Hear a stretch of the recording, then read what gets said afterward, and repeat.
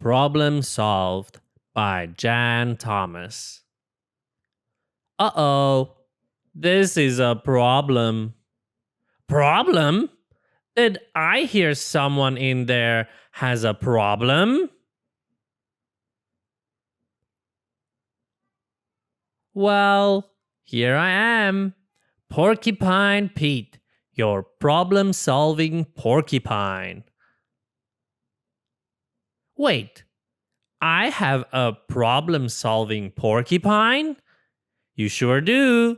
So what's your problem, rabbit?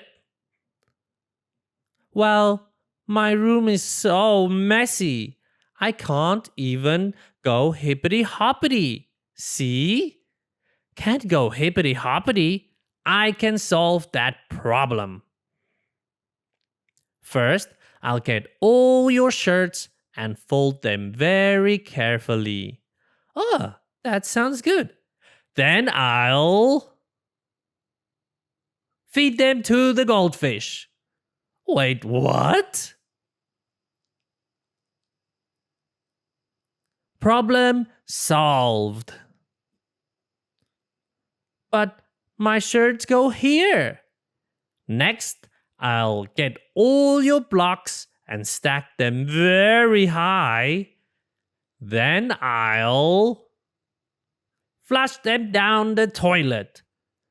Stop!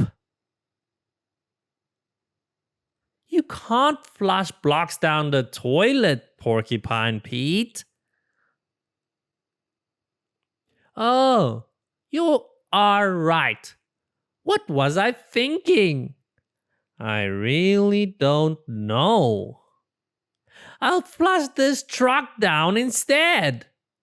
No! Problem solved. But my toys go here, and I'm just getting started. I'll put the teddy under the rug. My teddy goes here.